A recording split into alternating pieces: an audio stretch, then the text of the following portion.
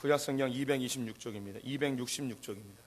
266쪽 신명기 4장 15절부터 19절의 말씀을 한 절씩 교독하시겠습니다. 신명기 4장 15절부터 19절의 말씀입니다. 교독합니다. 여호와께서 호렙산 불길 중에서 너희에게 말씀하시던 날에 너희가 어떤 형상도 보지 못하였은즉 너는 깊이 삼가라. 그리하여 스스로 부패하여 자기를 위해 어떤 형상대로든지 우상을 새겨 만들지 말라. 남자의 형상이든지 여자의 형상이든지 땅 위에 있는 어떤 짐승의 형상이든지 하늘을 나는 날개 가진 어떤 새의 형상이든지 땅 위에 기는 어떤 곤충의 형상이든지 땅 아래 물속에 있는 어떤 어족의 형상이든지 만들지 말라. 함께 읽습니다. 또 그리하여 내가 하늘을 향하여 눈을 들어 해와 달과 별들 하늘 위의 모든 천체 곧 너희의 하나님 여호와께서 천하 만민을 위하여 배정하신 것을 보고 미혹하여 그것에 경배하며 섬기지 말라. 아멘. 오늘도 주의 전으로 찾아 나오신 성도님들에게 하나님의 은혜와 평강이 함께 하시기를 축원드립니다. 옆 사람에게 반갑게 인사하겠습니다. 하나님은 당신을 사랑하십니다. 네. 우리는 교회의 권위에 대한 이야기를 하고 있습니다. 교회는 예수 그리스도를 주로 고백하는 사람들의 모임, 무리입니다. 예수 그리스도를 주라고 고백한다는 것은 예수님이 나의 주인이시다라는 고백입니다. 나는 종이라는 뜻이죠. 나의 의지와 내가 하고자 하는 것들을 부인하고 내 욕구를 부인하고 십자가에 못 박아버리고 내 주인 되신 예수님이 하나님께서 나를 통하여 하고 싶어 하시는 일이 나를 통하여 이루어지길 바라는 마음, 그 마음으로 모인 자들이 바로 교회입니다. 그래서 구약에 있는 이스라엘 백성들도 하나님의 공동체였지만 구약의 백성과 신약의 백성은 전혀 다른 이 차이점을 보입니다. 그것이 바로 십자가를 경험했는가 경험하지 못하였는가입니다.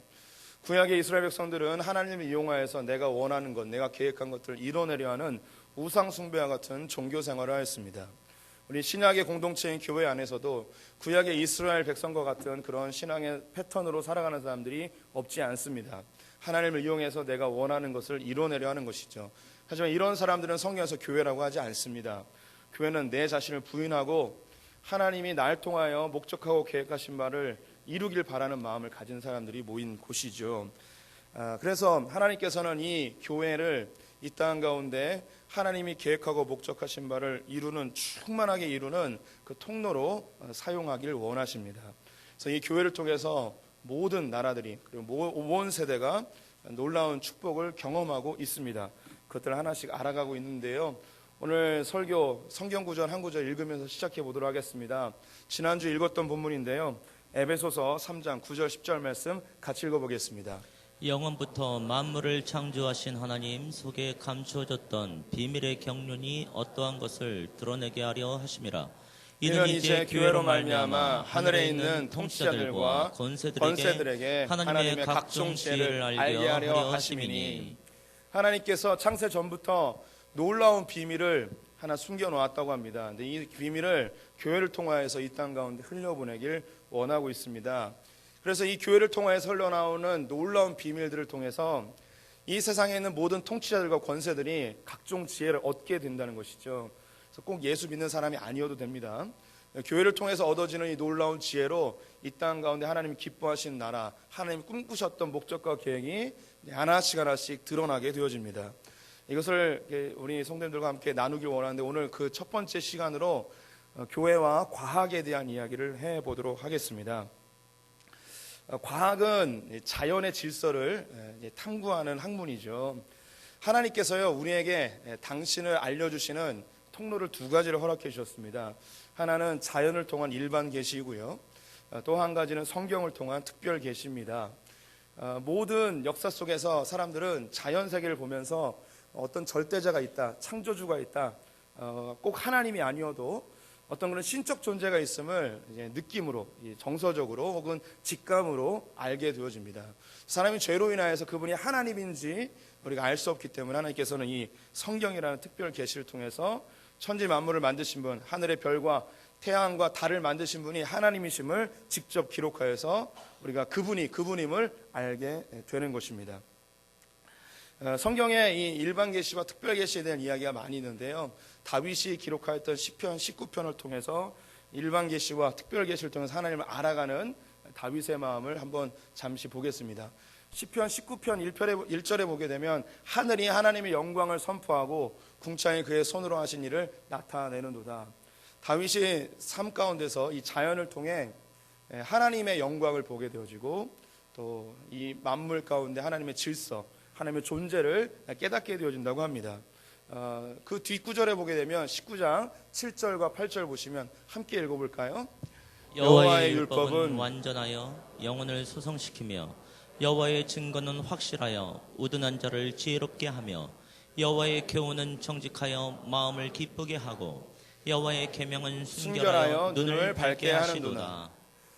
다윗이 하나님의 말씀을 통하여서 이 부족한 자연 세계에서 깨닫지 못하는 하나님의 지혜와 그분의 놀라운 기쁨과 그리고 이 눈이 밝아져서 하나님의 세계를 이 땅에 하나님이 존재하심을 말씀을 통하여 율법, 교훈, 계명 그의 증거를 통하여 깨달을 수 있다고 이야기하고 있습니다. 이 자연 세계를 보기 위해서는 우리의 눈으로만은 부족합니다. 하나님께서 이 세상에 대하여 뭐라고 말씀하시는지, 자연에 대하여 뭐라고 말씀하시는지 성경을 통하여서 바라봐야 하는 것이죠. 자연을 제대로 이해하려면 무엇이 필요하냐면 바로 성경 말씀이 필요한 것입니다. 과학이라는 것은 자연을 탐구하여서 그 질서를 알아내는 것입니다. 이 과학자들이 놀랍게도 이 세상에 어떤 질서가 있음을 하나씩 발견하고 있습니다. 앞으로도 더 발견해 나가겠죠. 이 세상에 힘의 질서가 있다는 걸 알게 됐습니다. 어떤 물체의 힘이 반드시 질서 있게 움직이고 있다는 것을 알아냈는데 이것을 물리학이라고 이야기합니다. 어떤 물체가 변화되어질 때 그냥 그 자기 임의대로 바뀌는 것이 아니고 어떤 일정한 질서에 의하여서 물질이 바뀐다는 것을 알게 되었습니다. 이것을 화학이라고 이야기합니다. 그리고 수도 그냥 막 움직이는 게 아니라 수도 일정한 패턴에 의해서 정확한 계산으로 나온다는 걸 알게 됐습니다. 이것을 수학이라고 이야기하죠. 그리고 우주도 그냥 막 움직이는 게 아니고 정확한 질서에 의하여 움직이고 있다는 것을 과학자들이 알아냈습니다. 그래서 이것을 천체 물리학이라고 이야기합니다. 그 외에도 제가 언급하지 않은 우리가 배우고 있는 모든 과학적 학문들은 이 역사 속에서 과학자들이 발견되어진 자연의 질서를 정리해 놓은 거예요. 우리가 이 학문에 과학에 축적된 세계를 살아가고 있기 때문에 이 사회에서 자기의 역할을 잘 감당하려면 무엇을 반드시 배워야 하냐면 지금까지 쌓아온 이 과학, 즉 이 세상의 질서를 익혀야만 세상에 나가서 자기의 역할을 감당할 수 있는 거예요. 이 자리에 중고등부 학생들이 있어야 되는 거예요. 그래서 우리는 공부를 반드시 해야 돼요. 공부 안 하고 그냥 하나님의 은혜로 산다. 하나님의 은혜로 살 수는 있겠지만 이 세상에서 하나님의 영광을 드러내며 살기는 조금 어렵습니다. 그래서 이 세상에 축적되어진 과학과 자연의 질서들을 반드시 익혀야 돼요. 그래서 세상에 나가서 하나님의 용사로 살아가야 하는 것이죠. 근데 제가 여기서 하나 문제를 내겠습니다. 과학이요, 서양과 동양 중에 어디서 발전했을까요? 서양에서 발전했죠. 우리가 배우고 있는 모든 과학들은요, 동양에서 발전된 게 하나도 없습니다. 동양에서 기술은 발전할 수 있어요. 삶의 편리를 위한 기술은 발전할 수 있어도 자연의 질서를 발견한 과학은 동양에서 발전된 게 하나도 없습니다. 모두가 다 서양에서 발전하게 되었습니다. 근데 이 서양에서도 발전했는데 그렇다면 왜 서양에서 이게 발전됐을까요? 우리는 주관식이 약하기 때문에 객관식으로 내드리겠습니다. 1번, 서양 놈들이 더 똑똑해서.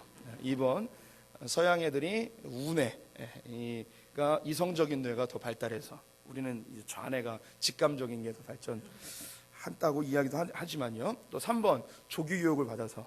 4번, 성경을 알아서. 우리는 답을 알아요. 4번이 답이죠. 이 서양에서도요, 과학이 발달한 나라들은 북유럽이나 동유럽에 있는 그쪽은 좀 기독교가 좀 약한 편이거든요. 특별히 과학이 발달한 곳이 어디냐면 기독교가 강성한 독일, 프랑스, 영국 이런 쪽에서, 이태리 이런 쪽에서 이제 과학이 무척 발달하게 되었습니다. 그래서 이 기독교와, 즉 교회와 과학이 긴밀한 관계가 있음을 오늘 이 시간에 말씀을 드리려고 해요. 우리는 흔히 과학과 교회가 충돌의 양상으로 간다고 생각을 합니다. 특별히 지금은 진화론이 지배적인 사회이기 때문에 진화론과 교회가 극렬하게 싸우고 있기 때문에 과학과 교회가 사이가 안 좋다고 생각을 하는 경우가 많이 있습니다. 왜 교회가 있는 서양에서는 과학이 발달하고 교회가 없는 동양에서는 과학이 발달하지 아니하였을까요? 사람이 더 똑똑하고 덜 똑똑하고 이런 문제가 아니고요. 이것은 자연을 어떻게 바라보느냐에 의해서, 이 자연을 어떤 대상으로 바라보느냐에 의해서 태도가 바뀌기 때문입니다. 오늘 읽었던 성경 말씀을 보게 되면 하나님께서 이스라엘 백성들이 가나안 땅에 들어갈 때에 거기에 있는 해, 달, 별, 모든 천체, 동물, 식물, 바다에 있는 물고기나 하늘의 새 그 어떤 것들로도 우상을 만들지 않도록 하고 있습니다. 이 세상에 있는 모든 만물들로 절대 우상을 만들지 말라는 거죠. 사람은요, 연약한 존재로 태어났습니다. 그래서 여기 있는 모든 분들이 고대로부터 지금까지 모든 사람들은 힘을 갖길 원합니다. 그래서 이 세상에 있는 힘이 자기의 것이 되었으면 하는 마음이 있어요. 그런데 살다 보니까 강력한 힘을 갖고 있는 존재들을 발견하게 됐습니다. 가장 쉽게는 태양은 놀라운 힘이 있습니다. 열 에너지라는 게 있죠. 빛 에너지가 있습니다. 바람도 힘이 있고요. 파도도 힘이 있습니다. 산도 힘이 있고요. 그리고 큰 짐승, 그리고 독한 짐승들, 독사나 호랑이, 사자, 코끼리 이런 짐승들도 힘이 있다는 것을 사람들이 알게 된 거죠. 그래서 저 힘을 내가 갖고 싶어하는 그런 마음이 생기는 거예요.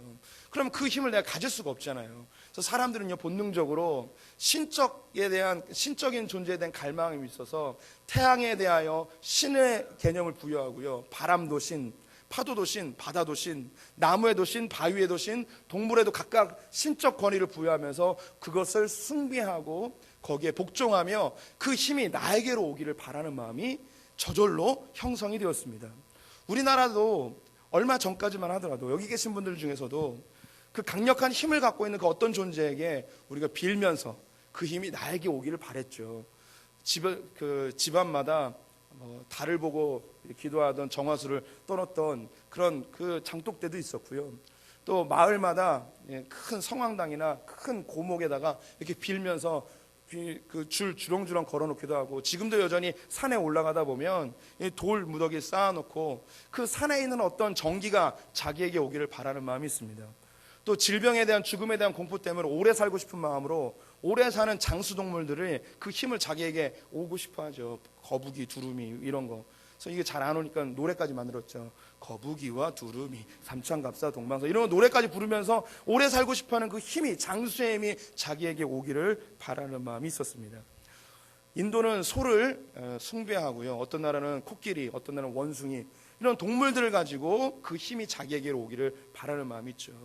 성도님들은 예전에 그런 거 안 했나요? 바람의 힘을 내가 갖고 싶은 마음, 장풍 뭐 이런 거 안 하셨나요? 저 어릴 때 손수건 걸어놓고 장풍 연습 막 하고 촛불 켜놓고 장풍으로 불 끄고 막 이런 거 했습니다. 얼마나 멋져요. 제가 한번 샥 손 흔들면 에어컨 필요 없잖아요. 손에서 바람 푹 나오고, 예. 길 가다가 이게 확 하면 아스케키 자동으로 막 되고 뭐 이런 그 힘이 있으면 얼마나 좋겠습니까? 그런데 하나님께서는 이 세상이 물체로 이루어져 있긴 하지만 이 자연 속에서 우리가 지배당하고 그 힘이 나에게로 와서 내가 강력해지는 그런 개념으로 말씀하지 않으셨습니다.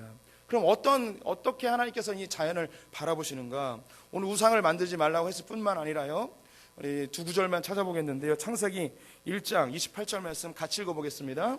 하나님이 그들에게 복을 주시며 하나님이 그들에게 이르시되 생육하고 번성하여 땅에 충만하라. 땅을 정복하라. 바다의 물고기와 하늘의 새와 땅에 움직이는 모든 생물을 다스리라 하시니라. 주님이 우리에게 강력하게 메시지 하십니다. 바다의 물고기나 하늘의 새, 땅의 모든 움직이는 생물 너희를 다스려라. 이 땅에 있는 자연에 의하여 너희가 지배당하는 삶이 아니라 너희가 이 땅을 다스리고 모든 동식물들, 모든 자연이 너희의 발 아래에 있다고 우리에게 이야기하고 있어요. 이걸 다윗이 한 번 더 확증해주고 있는데요. 시편 8편 4절부터 6절까지 한번 같이 읽어보겠습니다.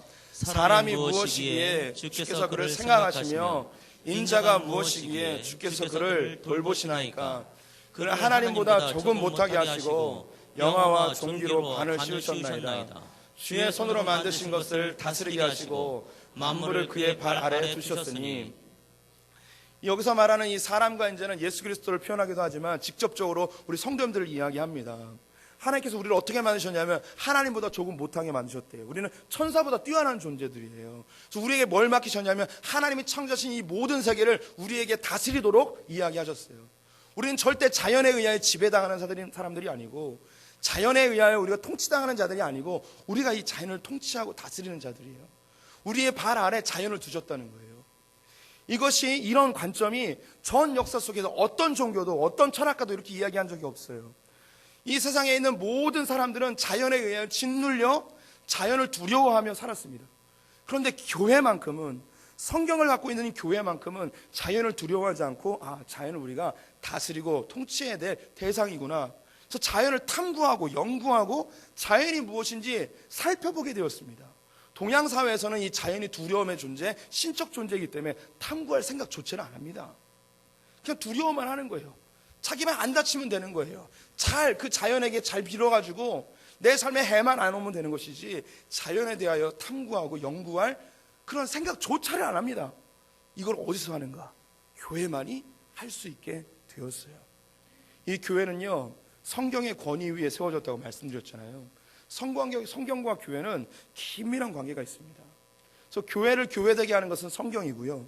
근데 이 성경이 교회라는 울타리가 없으면 성경이 완전히 다 파괴되어지고 사단에 의하여서 왜곡되어지고 분명히 사라졌을 겁니다. 근데 교회라는 울타리가 이 성경을 잘 간직해주고 있는 거예요. 그래서 교회와 성경이 긴밀히 연결되어져서 하나님의 교회를 통해서 하나님이 이 땅을 향한 그 놀라운 축복들을 성경을 통하여 알려주시고 이것이 흘러나가기 시작하였습니다. 그런데 우리 성도님들, 그 교회와 이 과학이 굉장히 대립의 관계로 있다는 것을 우리는 교육을 통해서 배웠던 것 같아요. 그 첫 번째 제일 유명한 사건이 무엇이냐면, 이 갈릴레오라는 사람이 1610년에 이 지동설을 이야기하고 종교 재판에 넘겨지는 적이 있었습니다. 그래서 그 전까지는 교회가 무엇이라고 주장했냐면, 지구를 하나님께서 세상의 중심으로 만드셨기 때문에 지구를 중심으로 우주가 돈다고 생각했어요. 그래서 이것을 선동설이라고 이야기합니다. 우주가 돈다고 해서. 그런데 이 갈릴레오가 이 우주가 도는 게 아니고 태양을 중심으로 해서 지구가 돈다는 사실을 주장하게 되었습니다.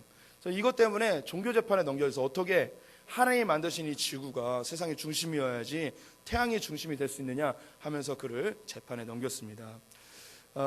이 사건 우리가 잘 아시죠? 그런데 제가 이제 조금 더 자세하게 말씀드릴게요. 갈릴레오가 이야기한 것이 1610년입니다. 근데 그 전에 코페르니쿠스라는 사람이 이 네덜란드 과학자였는데요.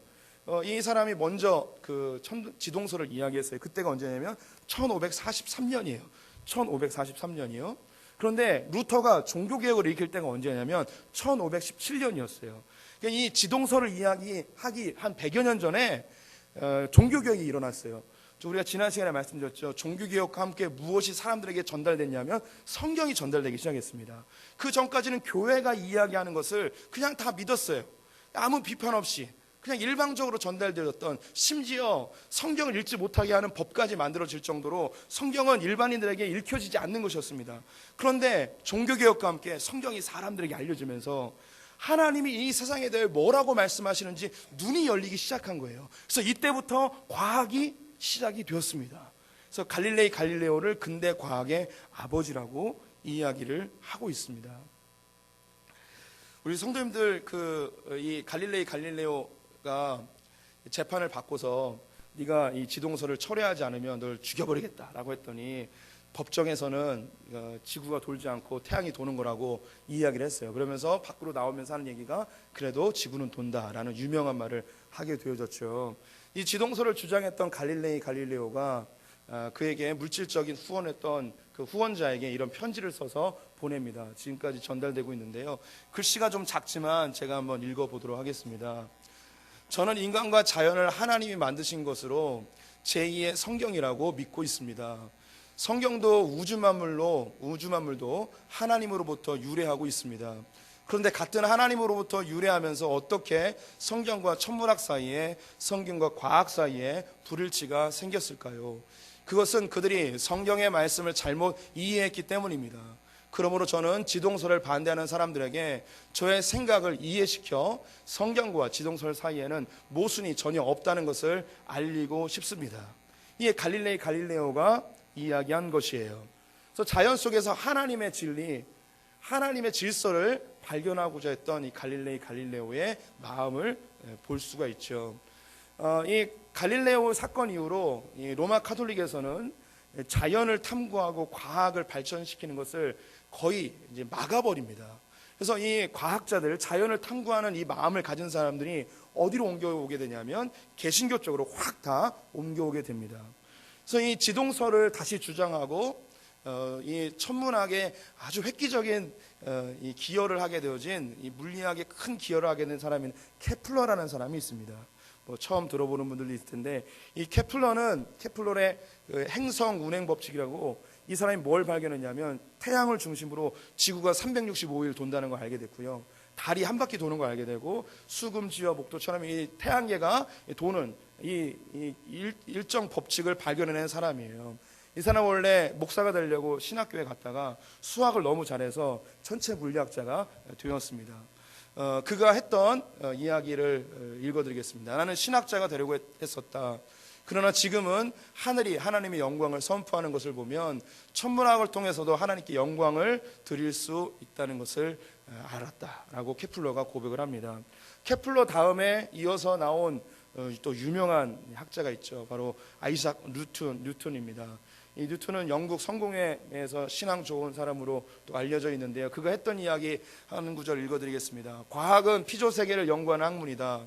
하나님이 모든 세계를 만드신 것은 당연한 이야기이고, 학문의 목적은 그의 하신 일들을 보고 기뻐하며 사람들에게 유익하게 할 수 있도록 사용할 수 있도록 돕는 것이다 라고 이야기했습니다.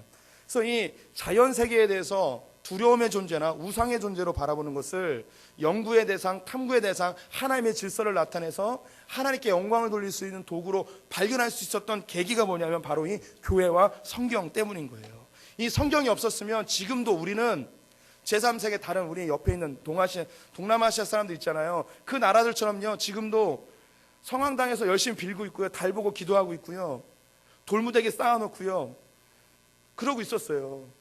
명태 대가리 묶어가지고 자동차에 매달아 놓고요, 얼마 전까지도 하고 있었던 거잖아요. 대들보에다 묶어놓고 이게 무슨 능력이 있다고 그걸 그렇게 달아놨을까요? 흰 실로 이렇게 엮어가지고 그거 열심히 묶어놓으면 생명이 길어진다는 이런 우상 같은 이야기를, 실은 실이고 명태는 명태예요. 이건 더 이상 우리에게 어떤 것도 아니에요. 그냥 끓여 먹으면 되고요, 열심히 바느질하면 되는 것이지, 그런 것으로 우리에게 뭔가 힘을 얻고자 하는 이것을 파괴할 수 있고, 자연을 자연으로 바라보며 이 자연 뒷면에 있는 하나님께서 창조하신 그 놀라운 섭리를 발견할 수 있게 하신 것, 그 어떤 것도 할 수 없습니다. 이 세상에 하나님이 이 땅을 만드셨기 때문에 이 땅에 있는 질서를 이 성경에 정확하게 알려주시고, 성경을 통해서만 자연을 자연으로 바라볼 수 있습니다. 과학자는 세 부류로 나눌 수 있습니다. 첫 번째는요, 하나님에 대하여 대적하는 비그리스도인 적대적인 과학자들이 있습니다. 반대로 신실한 그리스도인들로서 이 하나님의 세계인 자연을 탐구하고 하나님께 영광을 돌리는 기독교인 과학자들이 있습니다. 그리고 세 번째 부류는 무엇이냐면 양심적인 과학자들입니다. 이 비기독교인 과학자들은요, 즉 하나님을 대적하는 과학자들은, 이 사람들의 목적은 뭐냐면요, 과학을 발전시켜서 하나님이 계시지 않는다는 걸 증명하라는 사람들이에요. 이 사람들은 목숨 걸고 성경을 파괴하고 교회를 파괴하고 하나님을 부정하려는 사람입니다. 이 사람들 이야기는 들을 필요가 없습니다. 그런데 주위에서 들어야 될 필요가 있는 게 누구냐면 바로 이 양심적인 과학자들입니다. 양심적인 과학자들은 뭐냐면 하나님이 계시고 안 계시고 관계가 없어요. 그냥 정직하게 자연의 질서와 법칙을 발견해서 우리에게 알려주는 사람들이에요. 이 사람들은 하나님을 안 믿어도 이 가운데 하나님의 놀라운 질서들을 우리가 충분히 얻어내어줄 수 있죠. 우리가 이제 과학은 성경과 배치된다고 대적되어진다는 생각을 많이 하는데요. 종교 비교학을 보게 되어지면 신기한 통계들이 있는데요. 인문과학과 자연과학이 있습니다. 그래서 뭐 국문과, 영문과 뭐 이런 게 인문과학, 인문계죠. 이공계, 자연과학 하는 사람들인데 누가 더 하나님을 더 많이 믿을까 궁금하지 않으시나요? 조사했습니다. 우리나라에 있는 인문계열 교수님들과 자연계열 교수님들 비교했는데 인문계열 교수님들은 40%가 교회를 꼭 안 다녀도요 신이 있다는 것을 믿습니다. 40%가. 근데 이공계열 이 과학을 하는 사람들은 몇 %가 하나님, 신이 있다는 걸 믿냐면 더 적을 것 같은데 65%가 신이 있다는 걸 믿어요. 이들은 정직한 과학자들이에요. 자연 세계를 보면서 이건 어떤 뭐 진화가 되어지거나 혹은 저절로 우연이 된 것이 아니라 하나님이라는 존재, 어떤 신적 존재가 이 세상을 움직이고 있고 질서를 만들었다는 것을 자연스럽게 깨닫는 그런 과학자들이죠. 특별히 이 비기독교인의 이 과학자, 하나님을 파괴하려는 과학자들 중에 안 좋은 사람들이 있는데요. 과학 중에 사이비 과학이라고 혹시 들어보셨나요? 과학은 과학인데 가짜 과학인 거예요. 그런데 많은 사람들이 이 사이비 과학에 속고 있습니다. 공부 좀 많이 하고 좀 검증받을 수 있는 학교를 나왔다는 그 간판 때문에 사람들이 그냥 다 믿어버려요. 대표적인 사이비 과학 중에 하나가 뭐냐면 물로 가는 차 들어보셨나요? 공기로 가는 차 이런 거 들어보셨나요? 석유를 안 넣어도 연료가 없어도 자동으로 가는 자동차를 만들겠다는 거예요. 이 움직일 수 있는 동력을 만들겠다는 거죠. 이거 다 사이비라고 과학자들이 이야기합니다. 예전에 제가 다큐멘터리를 봤어요. 우리나라에서 만든 거예요. 공기로 가는 차를 만드는 분이에요. 나라에서 몇십억씩 지원을 받아가지고 공기로 가는 차를 만들었다고 하고 이걸 시연까지 보여줬어요. 그런데 한 1년쯤 있다가 이게 다 구라라고 신문에 다시 나왔어요. 그래서 나라 돈만 다 없앴어요. 그리고 물로 가는 차, 이거는 뭐 수소와 산소를 분리해가지고 이 수소를 태워가지고 물로 가는 차를 만든다고 하는데 이것도 이제 구라라고 이야기합니다. 왜 구라이냐면 물을 수소와 산소로 바꾸는데 돈이 더 많이 든다는 거예요. 그리고 더 큰 에너지가 든다는 거예요. 그래서 이거는 전혀 쓸모없는 이 과학이라는 거죠. 이런 거는 연구할 필요 없는 거예요. 실제적인 이야기 하나 해드릴게요. 몇 년 전에 서울 지하철에서 무슨 시도를 했냐면 지하철 환풍기에서 바람 막 나오잖아요. 이 바람이 아깝잖아요. 그래서 여기다 풍력 발전기를 달아가지고 전기를 생산해내겠다고 이걸 발표했어요. 그래서 나라에서 돈을 받아가지고 이걸 하겠다는 거죠. 이것도 사이비 과학이라고 발명이 됐습니다. 발표가 됐어요. 이게 되게 웃긴 거예요. 그 지하철 타보신 분들은 지하철 위에 보면 맨홀 같은 데서 바람 훅 나오잖아요. 근데 이 바람을 내보내기 위해서 밑에서 모터가 돌고 있어요. 근데 모터를 돌려가지고 또 다른 모터를 돌려서 전기를 만들겠다는 거예요. 그러면 이게 생산적인 게 아니라 비생산적인 게 돼버리는 거예요. 시설을 만들어야죠. 밑에서 바람을 품어내는 모터를 돌려야죠. 전기를 만들기 위해 또 전기를 소모하고 있는 이 어리석은 짓인 거죠. 그래서 이거 안 하기로 했어요. 다른 정직한 과학자들이 이야기해서 다 폐기가 되었습니다. 대표적인 사이비 과학 중에 하나가 뭐가 있냐면 진화론이라는 거예요. 진화론은 과학이 아닙니다. 이건 그냥 믿음이에요. 우리 성도님들 진화론이 굉장히 과학적인 것 같은데 우리 그리스도인들은 이 부분에 대해서 성경이 뭐라고 이야기하는지 정확히 보셔야 되는 거죠. 성경이 이야기한 것만 그럼 믿으면 돼요. 하나님께서 우리를 만드셨대요. 진화된 게 아니라는 거죠. 진화의 제일 큰 맹점이 뭐냐면 진화를 계속 올라가 보겠습니다. 사람이 예전에 원숭이였고 원숭이에서 옛날에 아메바였고 아메바에서 옛날에 단백질이었고 단백질 이전에 뭐 전자와 원자가 있었겠죠. 그러면 뭐 빅뱅도 일어났고 그러면 한번 생각해 봅시다. 그 원자 제일 처음에 쓴 이 원자는 누가 만든 걸까요? 어디서 생긴 걸까요? 그래서 진화론자는 뭐라고 이야기하면 저절로 생겼다고 이야기해요. 그냥 저절로 생겼다고 믿고 진화론이 시작이 되는 거예요. 결국은 과학적인 것 같은데 맨 처음으로 가면 뭐부터 시작하냐면 믿음부터 시작되는 거예요. 그냥 믿음이에요. 이건 사이비 과학이에요. 그 안에서 이제 유전학이나 다른 동물 분류학이나 뭐 이런 것들이 발전한 것은 충분히 수용할 수 있지만 진화론 자체는 사이비 과학이에요.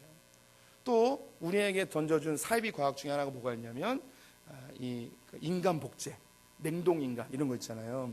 이런 것도 다 사이비예요. 결국은 안 돼요. 왜냐? 하나님께서 만드신 질서에서 벗어나기 때문입니다.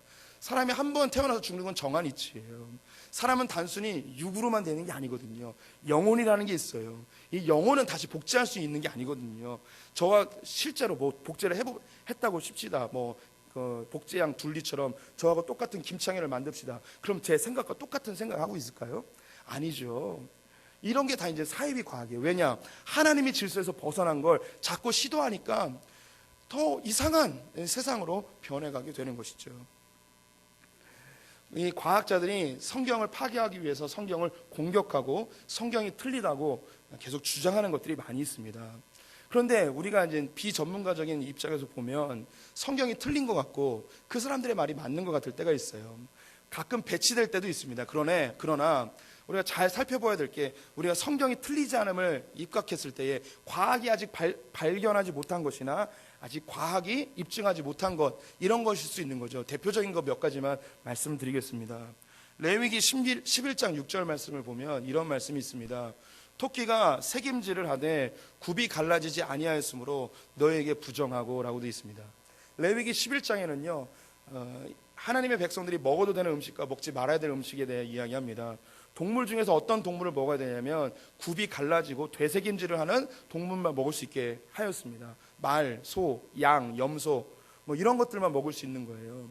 낙타는 못 먹습니다. 낙타는 굽은 갈라져 있지만 되새김질을 안 해요. 그래서 이 낙타는 먹을 수가 없습니다. 그런데 토끼에 대해서 이야기하는데, 토끼는 되새김질을 하는데 굽이 갈라져 있지 않대요. 토끼가 되새김질 하는 걸 보셨나요? 토끼가 소나 염소처럼 계속 이렇게 오물딱 하지 않는단 말이죠. 그래서 이 성경 구절을 딱 보고 과학자들은 이게 틀렸다고 이야기하는 거예요. 그런데 우리가 봐도 틀린 것 같죠. 틀렸다고 해야 될까요? 우리는 어떤 반응을 보여야 되냐면, 아직 이 부분을 과학자들이 발견하지 못한 것일 수도 있습니다. 잠시 이 부분은 덮어둡시다, 이렇게 이야기하면 되는 거죠. 그래서 덮어놨었어요. 그러다가 1940년에 동물학자들이 발견한 게 있습니다. 뭐냐면 토끼가 두 종류의 똥을 싼다는 걸 알아냈습니다. 제가 어린 시절에 토끼를 키웠거든요. 토끼 먹이 주는 것과 토끼 청소는 제 담당이었어요. 그래서 토끼를 키울 때 어머니가 꼭 중요하게 이야기한 거 두 가지가 있었습니다. 첫 번째는 절대 아기를 낳았을 때에 빛을 보여주지 말라는 거예요. 이 아기가 있는데 빛을 보여주면 어떻게 되면 토끼가 잡아먹어요, 자기 새끼를. 그래서 동굴 속에 있는 것처럼 하려고 이렇게 어둡게 해야 돼요. 그 다음에 두 번째, 어머니가 뭘 알려줬냐면 똥 치우지 말라고.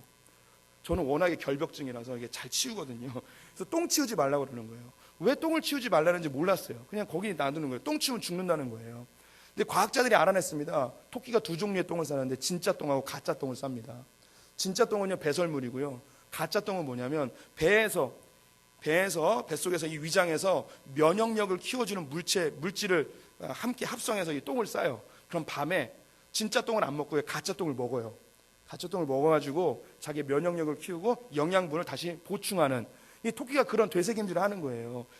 이걸 20세기에 와서 이게 발견된 거예요. 그 전까지는 성경이 틀렸다고 이야기했지만 과학이 점점점 발전하면서 성경이 맞다는 게 나타난 것이죠.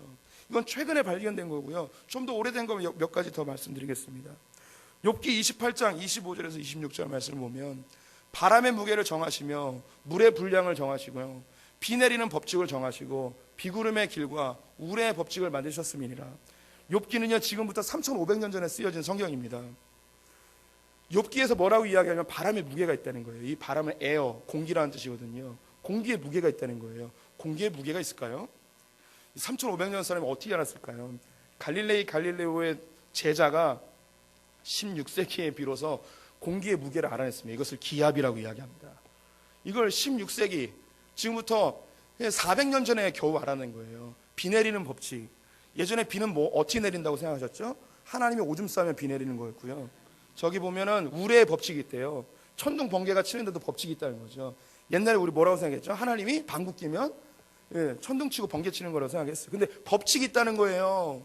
비 내리는 법칙은요 17세기에 비로소 바다와 강에서 물이 수증기로 변화해서 하늘에 올라서 결정체가 되고 구름이 되고, 이것이 중력에 의해 내려온다는 사실을 17세기에 대해서 비로소 알았어요. 그런데 욥기는 3,500년 전에 비 내리는 법칙이 있다는 거예요. 제가 다른 구절도 있는데 하나님이 정확하게 물을 하늘로 끌어올리시고 결정케 하시고 이것을 내리시고, 이런 구절이 다 나와요.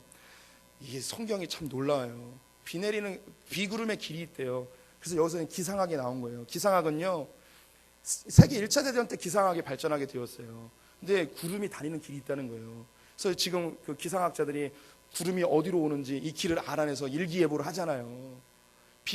우레가 번개가 치는 법칙이 있다는 거예요. 그냥 치는 게 아니고, 옛날 그리스 사람들은 제우스가 번개로 된 창을 들고 이 사람들이 죄 지면 훅훅 내리는 거 있잖아요. 이 정도밖에 생각을 못했어요. 그런데 그거보다 훨씬 전에 욥은 우레의 법칙이 있다는 거예요. 구름과 구름이 만나서 번개가 친다는 거죠. 이건 신이 내리는 벌이 아니라는 거예요. 자연 법칙이라는 거예요. 자연 법칙. 너무 놀랍지 않습니까? 나만 놀랍나? 하나만 더 말씀드릴게요. 욥기 26장 7절 말씀을 보면 그는 북쪽을 허공에 펴시며 땅을 아무것도 없는 곳에 매다시며, 아무것도 없는 곳이라고 번역을 했는데 옛날 개역 한글판은 공간이라고 되어 있어요. 공간은 스페이스예요. 우주라는 뜻이거든요. 이 땅을, 지구, 얼스, 이 지구를요, 다시 발음해 드릴게요. 잘 못 알아들으시면 얼스, 지구를 공간에다 매달아 놨다는 거예요. 옛날 인도 사람들은요, 지구 밑에 코끼리가, 거대 코끼리가 지구를 엎고 있다고 생각했어요. 페르시아 사람들은요, 이 지구를 이 접시라고 생각했어요. 접시. 콜럼버스가 신대륙을 발견하기 전까지는 지구는 네모나고 나머지는 낭떠러지라고 생각했어요. 그런데 욥기 3500년에 뭐라고 이야기하냐? 지구를 이 우주 공간에 매달아 놨다는 거예요. 매달아 놨다고. 둥둥 떠 있다는 거죠.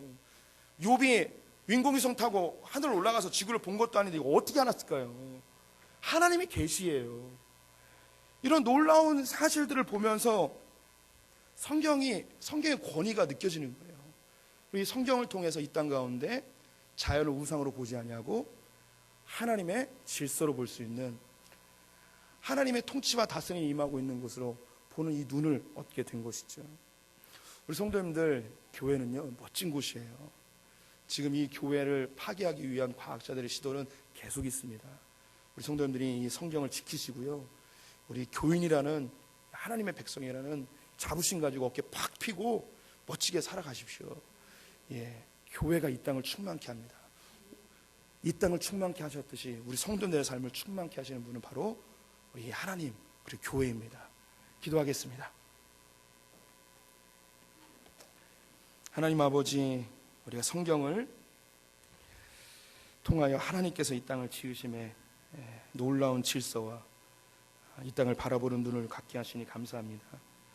주님이 없었다면 지금도 우리는 어떤 돌무더기나 나무나 보이지 않는 어떤 존재를 신으로 생각하고 열심히 우상 숭배하고 있었을 터인데, 이 땅 가운데 교회를 허락하시고 성경을 주셔서 하나님께서 주신 그 풍성함의 세계를 맛보게 하시니 감사합니다. 하나님, 우리 소풍의 성도님들이 성경을 통하여 하나님의 질서를 깨닫게 하시고 교회를 통하여 풍성해지는 것을 맛보게 하여 주시옵소서. 지금은 우리 주 예수 그리스도의 은혜와 하나님 아버지의 무한하신 사랑과 성령의 교통하심이 자연을 통하여 하나님을 발견하기를 원하며 성경을 통하여 하나님의 질서를 배우기를 원하는, 교회를 통하여 풍성해지기를 원하는 소풍의 모든 성도들 가운데 지금부터 영원토록 함께 있을지어다. 아멘.